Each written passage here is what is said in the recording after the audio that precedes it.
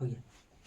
चलिए आज हम क्लास 10th का एक्सरसाइज 8.1 का त्रिकोणमिति जो आपका चैप्टर होता है वो चैप्टर से तीसरा नंबर क्वेश्चन बनाएंगे। आज क्वेश्चन क्या है कि यदि साइन ए बराबर 3/4 तो कॉस ए और tan ए का मान परिकलित कीजिए।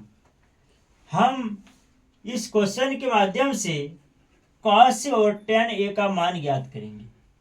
जैसे कि यहाँ देख रहे हैं लिखा है कि साइन ए बराबर 3/4 दिया है, तो ये चीज हमें साइन का मान प्राप्त है। इसी साइन का मान से कॉस और tan का मान ज्ञात करेंगे। जबकि एक सूत्र देखिएगा, इसमें हमें प्राप्त क्या करना है, क्या निकालना है, साइन का। देखिए साइन का सूत्र होता है साइन ए बराबर, सूत्र क्या होता है, P/H। यानी कि कहो तो आपका ऊपर में देखिए P है, नीचे H है, कहेंगे यहाँ ऊपर वाला P हो गया, नीचे वाला H हो गया। तो हमें B प्राप्त इसमें नहीं है, जबकि हम लोग पढ़े हैं कि एक P होता है, H होता है, एक B भी होता है। इसमें P से लंब हो गया, P से आपका लंब हो जाएगा, H से आपका कर्ण हो जाएगा, B से आपका आधार हो जाएगा। लंब दिया है, कर्ण दिया है, लेकिन आधार नहीं दिया है। लंब है, कर्ण है, लेकिन आधार नहीं दिया है। तो आधार का काम कॉस और tan में लगता है। कैसे लगेगा देखते, कॉस का सूत्र होता है कॉस ए बराबर B/H। H तो प्राप्त है आपको, H ये हो जाएगा आपका 4, लेकिन यह B दिया है, जबकि B का वैल्यू इसमें नहीं है। तो सबसे पहले हमें B का वैल्यू प्राप्त करना है, क्योंकि tan में भी देख रहे हैं आपका P/B होता है। P का तो मान पता है 3 होगा, लेकिन B का मान पता नहीं है। तो हमें दोनों में देख रहे हैं B का मान चाहिए। तो सबसे पहले हम लोग B का मान ज्ञात करेंगे। तो कहाँ से ज्ञात करेंगे, देखते हैं। जो दिया है, क्या दिया है, हल लिखे, दिया हुआ है जो चीज उसको लिखेंगे। क्या दिया आपको, यहाँ पे साइन ए दिया है। साइन ए का मान क्या दिया है, 3/4। हम लोग कह सकते हैं इसको 3/4, यानी कि साइन ए बराबर सूत्र होता है P/H।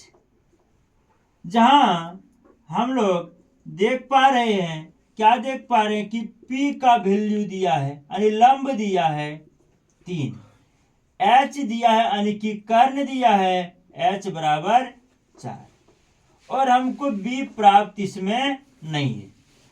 तो B प्राप्त नहीं है, तो हम लोग पाइथागोरस प्रमेय के द्वारा B को निकालेंगे।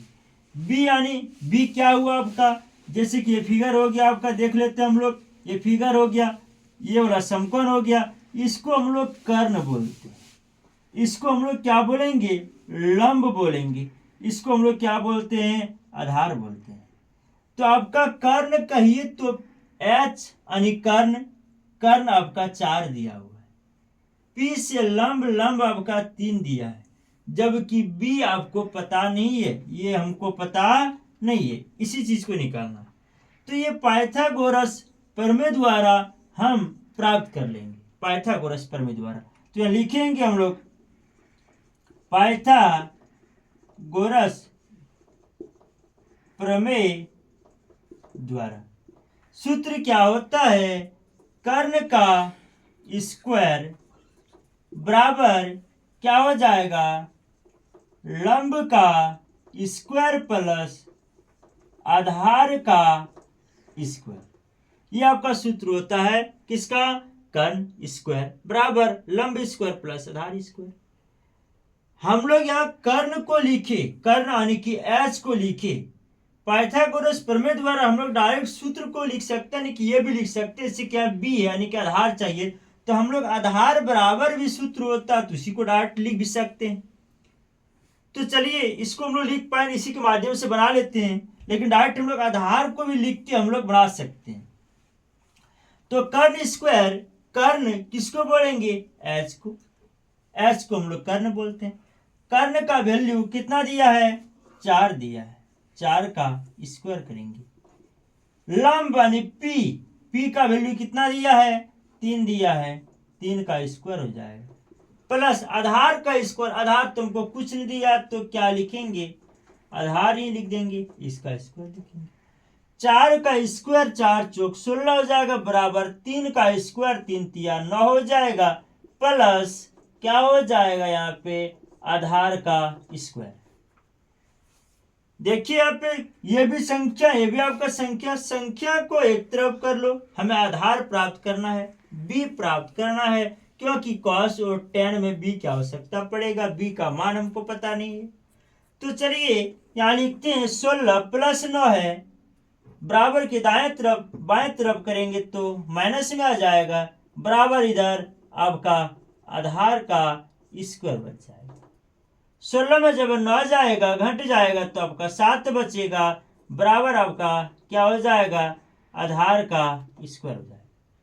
आप लोगों को पता है कि यहाँ स्क्वायर है, स्क्वायर जब बराबर की ये पार आएगा, क्योंकि हमें सिर्फ आधार चाहिए, आधार का स्क्वायर से मतलब नहीं है, हमें सिर्फ आधार चाहिए, तो सिर्फ आधार यहाँ रखो, आपका आधार हो जाएगा। आधार बराबर क्या हो जाएगा, स्क्वायर इस पर जब आता तो वो रूट में बदल जाता है, तो आपका क्या हो जाएगा, √7 हो जाएगा। यानी कि देखा जाता है कि आधार बराबर हम लोग सीधा करके लिख लेंगे, इधर √7 हो जाएगा।